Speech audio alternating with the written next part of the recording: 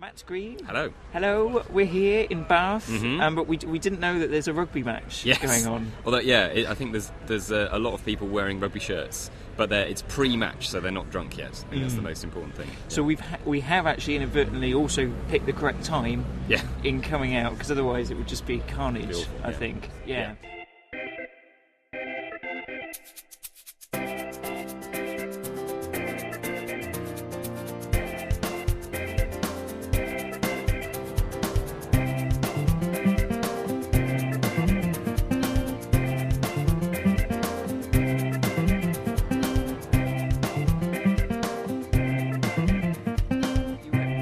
Here with the preview of your Edinburgh show. Yep. Now, did you go to Edinburgh last year or not? No, I didn't. I had a year off last year. I'd done 4 in a row, done 4 solo shows in a row, so I felt like I needed a year off to kind of recharge my batteries a bit. And also, it was the Olympics last year, and I sort of assumed that Edinburgh would be disastrously affected by the Olympics, and I think it kind of was a bit, like from what I understand, that certainly the first couple of weeks were damaged a bit by the Olympics. So, and also because I live in London, I thought I want to be in London for the Olympics. You know, I want to be there and experience that, and I'm glad I did, because it was a really fun time to be in London, and it was a weirdly positive time, and everyone was really enjoying themselves, and there was a really good sort of vibe about the place. Strangely quiet as well. Did I hear? It was kind of a weird mix of because the government had basically been saying constantly, don't be in London, it's going to be a nightmare. I think a lot of people booked holidays and went, and so actually if you were in London, the public transport was really quiet, and it ran all night. The tube, you get on the tube at 2 a.m, which was amazing, you know. So it was kind of there was the most fun time I've been in London, I think, and you'd have like athletes in their tracksuits wandering around in Leicester Square after they'd done their stuff. So, you know, there was a really kind of fun feel about the place. But I think you were one of the smart ones in not going to Edinburgh, because I think a lot of people kind of went, oh, right. Oh, it's the Olympics, yeah. They didn't even think about it very much. Yeah. Or, strangely, there was the opinion that it would make Edinburgh busier because more people would... Never understood that idea. I think Edinburgh, the Fringe had this kind of slightly wishful thinking idea of, well, if American tourists are in London, they'll just come to Edinburgh. But, you'd have to get the trains to Edinburgh. But the trains, and they ended up changing the trains around, I think, because of the Olympics. So I think, it always felt like a good year to have off. I mean, if I'd had a show that I felt I had a burning need to do and I really wanted to do it, I would have done it. But I'd done 4 in a row. I felt like I was slightly out of ideas for a bit, so I needed to have a year to kind of just recharge a bit. Did you put a show together though? Did I see something that you'd? Yeah, I did a show called Playful, which was just a mix of stuff, basically of my previous 4 shows plus a bit of new stuff, some of which is now in my Edinburgh show for this year. And I did that at the Brighton Fringe, and actually I did it in Bath, although I didn't do it. I sort of did a half version of it in Bath, and at the Leicester Comedy Festival and things like that. So I did a sort of I hesitate to call it a best of, because that sounds very arrogant, but a sort of a mix of shows, a mix of the best material I thought from shows, which is quite nice, because it's nice to sort of keep your hand in doing an hour, because as a comic you don't tend to get to do an hour very often. It tends to be 20 minutes or half an hour at the maximum, so to get to do an hour was quite fun, you know. And it keeps you in training for doing Edinburgh shows, because you can kind of forget how physically kind of tiring it is doing an hour every day. It's like a bit of a workout, so you have to kind of keep that in your locker, really. But you're pumped now. I've done an hour in Bath. I did one in Leicester. I've done a couple of little preview things in London, so I feel like I'm back in the and that's the thing, doing an hour when you've done an hour a few times. Doing an hour just feels like 20 minutes again, and then when you go back to the circuit, 20 minutes feels like nothing. You know, you feel like you've just got started and you have to leave. So it's funny how time does that. Like when you're used to doing an hour, it's just totally normal. But then when you come back to it after a few months break, you're like, God, this is a long time. It's getting the rhythm back, is it? Yeah. And getting your stamina, so you don't kind of don't have the energy level so high at the beginning that you've got nowhere to go. You've got to have peaks and troughs. And Is there also a thing I've heard about the midway point in an Edinburgh show where you've got to do something a bit different, or people lose focus? Yeah, I mean, I think there's a common perception of that people call it the 40-minute lull, and various people over the years. I remember Mark Watson did a lovely thing in his first Edinburgh show where he gave someone a bell to ring, and he said time the show, and at 40 minutes ring the bell, and that will be the lull. And so lots of people talk about that. I think, and I'm never quite sure how much I believe in that. I think part of the reason for that sometimes is just that the way that a lot of people write Edinburgh shows is they put their best stuff at the beginning and the end, and then they sort of fill it up in the middle, and then at about 40 minutes is probably your weakest material. I think people often, that's just what happens, is that people end up putting their less good stuff that ends up thinking, oh, there's a lull at 40 minutes, and you think, well, it's only because you put the stuff you weren't sure about there. But I think there's definitely an issue of, audience kind of attention span, that you at 40 minutes they've had quite a lot, and they'd quite happily have a break there, so yeah, you've got to, I don't think about it in quite that sort of specific a way, but certainly this year I've put for the moment, it might change, but I've got a sort of longer story at 40 minutes where I sort of hopefully bridge the gap between about half an hour and 45 minutes with about a 10-minute story that hopefully people kind of are interested in. And then once you've got to the end of that, you've only got 10 minutes before the end of the show, and then you're kind of into the final section. And that was a partly deliberate thing. I think if you're doing the same thing for an hour, that is hard. Like people who do one-liners or something, for an hour of one-liners is a lot to get. The audience do definitely get tired. I think Tim Vine had a sort of pass the broom around the room. Right. Yeah. Or the pen behind the ear, or something like that. Pen behind the ear. Yeah. Also, there was pass the menu round the venue, I think. Was it? I didn't see that one. But I think definitely people have different ways of doing it, and you have a song, or you mess around, quite often at 40 minutes people will go, anyway, let's talk to the audience or something, and I've certainly done that occasionally, where you think, okay, I need to change things up a bit, create a bit of different energy in the room. And is that sort of, in the moment, is that sort of, right, okay, I can feel that this crowd specifically aren't feeling it? Yeah, I think obviously Edinburgh shows you do write, and you rehearse, and you kind of try to sculpt them into something that makes sense over an hour, but you've got to remember, I think, for what I do, which is stand-up, you've got to remember that it's like any other gig. You've got to read the room, you've got to play the room, and if the audience feel a bit sluggish, or you feel like they've kind of lost interest or something, you've got to do something. You can't just barrel on with the same material and just keep going and hope that they'll catch on to it. You do have to keep reading what's going on and thinking, okay, maybe I should do a little bit of audience interaction, or I should do a little bit of something different, just to kind of spark the energy again. And I think that's a problem that Edinburgh shows can have, that sort of relentlessness of just like, I've just got to get to the end of this bit, because then I've got a bit. And if you have a show that's so tightly scripted that you can't come out of it, then that can be a problem, definitely.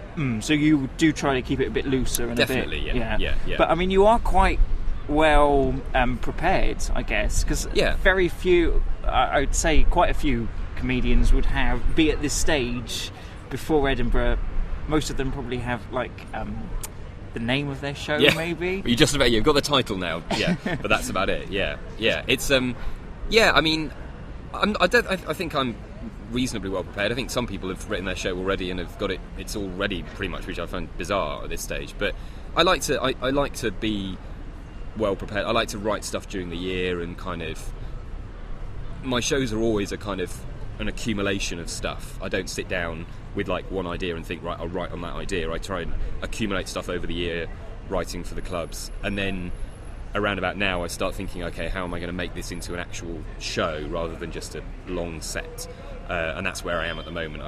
Last night was the first time where I did that. I had an idea for how to sort of frame the show, how to give it some sort of structure, and it worked all right last night. It's very early days with it, and I think I've got a lot of smoothing out to do, and a lot of kind of making it make sense within the show, so it doesn't feel like, anyway, and there's the next bit. But I've got time to do. I've got 3 months to do that in now, and it feels like a way that the show might work. So, but the focus very much is still on Edinburgh the month for you. Do you think? Is it a bit of a struggle that's kind of the pinnacle of the year, and it's the build up, and then sort of down? It's like our, lots of people have described it like this. It's like our exams. It's like the way we judge ourselves, and other people judge us is through our Edinburgh shows. And it's weird because as you probably know, Edinburgh costs a lot of money to do as a performer. Until you are able to sell hundreds of tickets, you're losing money there, and so you do it for the fun of the experience, because the festival's a great place to be and you get to see all your friends and get to do all these late shows and all that stuff. But you also do it, I think, to stretch yourself, to try to think, okay, I mean, this year I thought, I've got another hour, I want to do something a bit different. So this year I'm stretching myself in different ways, and I'm trying to talk about slightly more personal things than I have done before and things like that. And, I think every year you set yourself, or I certainly try to set myself a challenge of going, okay, what am I going to do this year? So my previous show, I set myself the challenge of I'm going to do sort of more political material. I'm going to talk about the banking crisis. I'm going to talk about the stuff that's happening in the world, because that felt like really important to me to do that year. And then this year I thought I'll go back to doing more storytelling and more stuff about myself and my place in the world. And then, next year, who knows, I might do something completely different. I might do a sketch show, or might do, but that's what's good about Edinburgh. It gives you that flexibility. Every year you can sort of reinvent yourself if you need to. And it's Edinburgh for Edinburgh's sake. Do people kind of appreciate that it's a means to an end now and not a vehicle to get noticed? I think so. I mean, of course, you hope you get noticed a bit, because otherwise it is a very expensive folly. Every year. I think every year I've done Edinburgh, though, I felt like something's come out of it. I've got some producer radio show has seen me, or a booker who's not booked me before has seen me, or whatever. But yeah, you have to treat it. I think you have to do it for the love of the show and wanting to get an audience for your show and wanting for people to see what you've done this year. There are too many people, too many shows to have the belief that you're going to sort of make an impact and be the show of the festival. Obviously, we all dream of being that show that everyone says, oh, you must go and see that show. But it does happen less now. I think it does, yeah, because there's just so many shows. And also you get the sense slightly that the shows that's going to happen to have almost been decided in advance. And that sounds a bit cynical, but I think it's true to an extent. And every year there are one or two shows that come out of nowhere and you go, wow, that's someone genuinely different and new. But for me, as someone who's been doing it for a while now, that's less likely to happen. I'm less likely to be someone who people go, wow, this guy's amazing. What I hope to get at some point is people go, oh, he's been around for a while, he sort of knows what he's doing, this show's interesting, it's a bit different or whatever. But I'm not going to get that kind of shock of the new thing that, some people do. Yeah. Totally new guy, hasn't been on the scene and he's amazing. Yeah. Or someone who's totally changed what they do. Someone who's kind of appeared and has totally reinvented themselves. I haven't done that. Every year there's part of you. Yeah, exactly. Every year you're tempted to go, let's do. But then you think, well, then you'd be doing it for the sake of doing it. I think if you did, because every year that happens, someone goes, I'm going to reinvent myself, and then no one really pays any attention.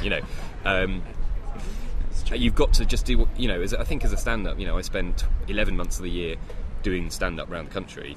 So if I came to Edinburgh and did something completely different, that would be a bit weird and a bit dishonest. I'd have to have built it up over the year and found ways of changing, what I do and stuff. So. And also if you're building up an audience who kind of like you for who you are, it's a bit kind of, right, oh, well, I'm off now, here's this new guy. Yeah. And you can do it. People have done it very successfully. But it's like a band who totally changed their sound. You've got to accept that will put some people off. And with comedy, a lot of what people come to is you. It's your personality and your, they enjoy seeing you on stage, enjoy sharing time with you.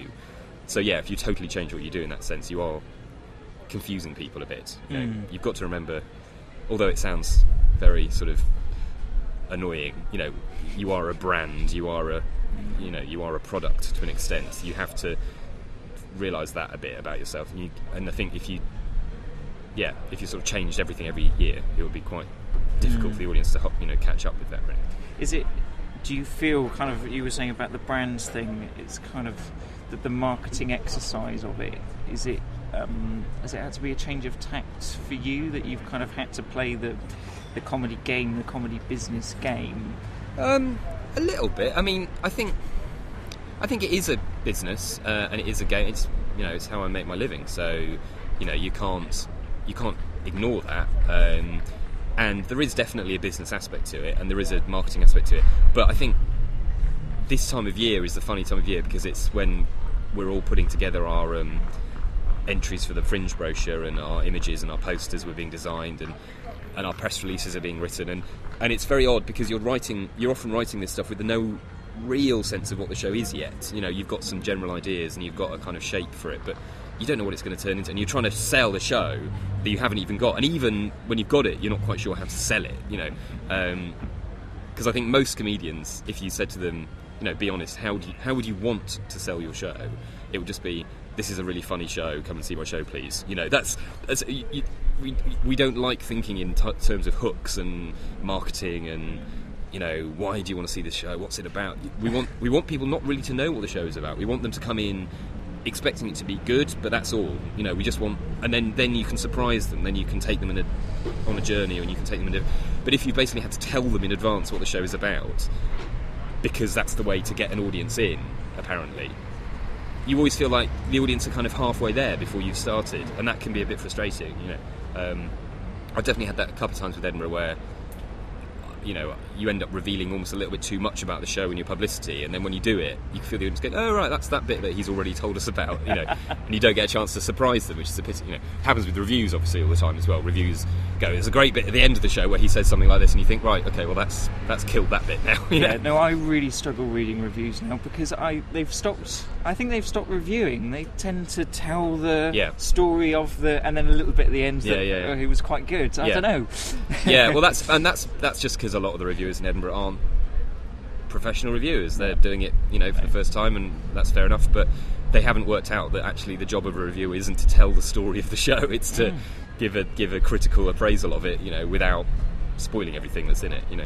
And I think that's a particularly odd thing in that so much is still hooked on it, but it's almost so haphazard, probably just because they need so many reviewers. Yeah. But yeah. Well, the power dynamic is a bit strange in Edinburgh for that you know, you've got hundreds of these sort of basically student reviewers, and they actually have quite a lot of power, but with no responsibility, you know, with no kind of, you know, we've spent months writing our shows and rehearsing them and, you know, getting them ready, and we spent a lot of money on all the publicity and everything, and then one grumpy reviewer can really can damage a show, you know, and it can really hurt somebody, particularly if they're in a small venue and they don't get many other reviews. You know, one bad review, and that reviewer is probably reviewing 10 shows a day or whatever, and doesn't really think about that, and if they write something that's actually not even true, you know, you occasionally get that people either misinterpret something or just literally kind of make it up, almost like they almost make up what they think the show should have been about or something, and you think, well, you've